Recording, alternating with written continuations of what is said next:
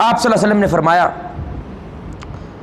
صحیح بخاری اور مسلم کی حدیث ہے کہ اعمال میں سب سے بہترین عمل وہ عمل ہے جو بھلے ہی چھوٹا ہو لیکن مستقل مزاجی کے ساتھ کیا گیا ہو۔ سب سے بہترین عمل کون سا ہے؟ بھلے ہی چھوٹا ہے، معمولی ہے، لیکن مستقل مزاجی کے ساتھ کیا جا رہا ہے، اللہ تعالیٰ کو یہ عمل زیادہ محبوب ہے۔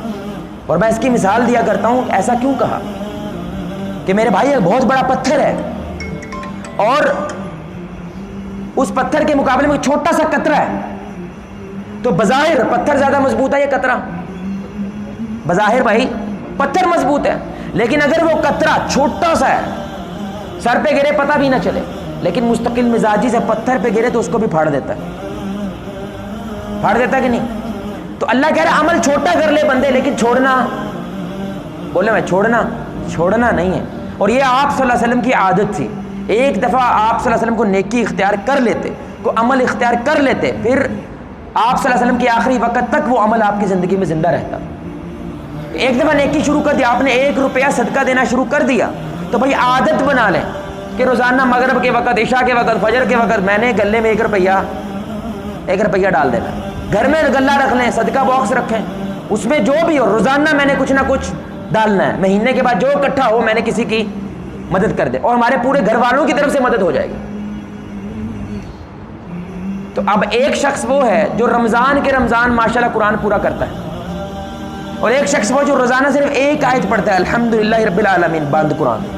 اللہ کہتا ہے جو روزانہ پڑھتا ہے مجھے زیادہ محبوب ہے اس سے جو رمضان کے رمضان پورا قرآن کا دورہ پورا کر رہا ہے، مجھے اس سے زیادہ یہ محبوب ہے، کیونکہ اس کو قرآن سال بعد یاد آتا ہے اور اسے روزانہ یاد ہے۔ 1 آیت کتنا ٹائم لگتا ہے؟ الحمدللہ رب العالمین، کتنا ٹائم لگا؟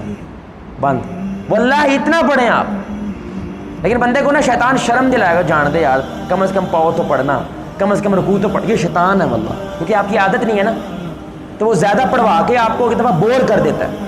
اس لیے آپ صلی اللہ علیہ وسلم نے یہ حدیث بولی تاکہ بندہ کیا وہ حوصلہ افزائی ہو جو تھوڑا بھی کر رہا ہے۔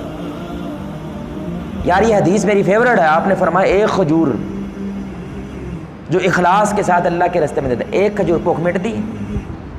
بولا میں 1 کھجور سے بھوک مٹتی ہے؟ پتہ بھی نہیں چلتا، حالے داڑھ گلی ہوئی ہے، کچھ بھی نہیں ہے۔ 1 کھجور چھوٹی ہے، لیکن جو اللہ کی راہ میں دیتا ہے اللہ اسے ایسے پالتا ہے جیسے تم اپنے جانوروں کو پالتے ہو، یہاں تک کہ وہ احد پہاڑ جتنی ہو جاتی ہے۔ اللہ اکبر، احد پہاڑ، لیکن اس میں مستقل مزاجی آ جائے تو دیکھیں پھر کیا کمال ہے۔ 1 کھجور۔ تو کچھ اعمال میرے بھائی ہمارے زندگی میں ہونے چاہیے جو کیا ہوں، عادت بن جائے ہماری، اس کے بنا ہم رہ نہ سکے۔ ہمارے ایک ساتھی ہیں، ہم فیملی کو کچھ راشن تقسیم کرتے ہیں، وہ UK سے ہیں ماشاءاللہ، ابھی یہ کرونا آیا ان کی ہر شے بند ہو گئی، ادھار لے کے وہ پیسے بھیجنے لگ گیا، کہتا ہے یہ عمل بند کرنا، یہ عمل بند نہیں کرنا۔ اور کوئی بھی نہیں UK پہنچا سوائے اس کے، وہ پاکستان میں پھنس گیا تھا کیونکہ فلائٹیں بند ہو گئی تھی، وہ پہنچا اور کہتا ہے میرا ایمان ہے میرے اس نیکی کی وجہ سے پہنچا جو مستقل مزاجی کے ساتھ میں نے اختیار کر رہا۔ ادھار لیتا رہا کہ بھائی میں تجھے واپس کر دوں گا، لیکن میں نے جو اللہ کے نام پہ لگا دیا ہے اس کو کم کرنا۔ اب اس نے اس کی وجہ سے کیا کر دیا، ان 3 بھائی ہیں ماشاءاللہ، ان کی جو بھی انکم ہوتی ہے انہوں نے اس کے 3 حصے کر دیے، 1 حصہ ہمارے خاندان کے لیے، 1 حصہ ہم بچت کرتے ہیں اور 1 حصہ اللہ کے نام پہ، فکس ہے، یہی کرنا ہے ہم نے۔ 100 روپے آئیں گے تو 33 ہمارے، 33 کی بچت کریں گے اور 33 اللہ کے نام لگائیں۔ اب اس پہ جب آپ ڈٹ جاتے ہیں نا، پھر وہی پتھر والا کام ہوتا ہے کہ جتنے مرضی اللہ کے آپ کے دماغ رکاوٹیں موجود ہیں، وہ چھوٹا سا عمل پڑھتے پڑھتے پڑھتے وہ اس کو پھاڑ دیتا ہے۔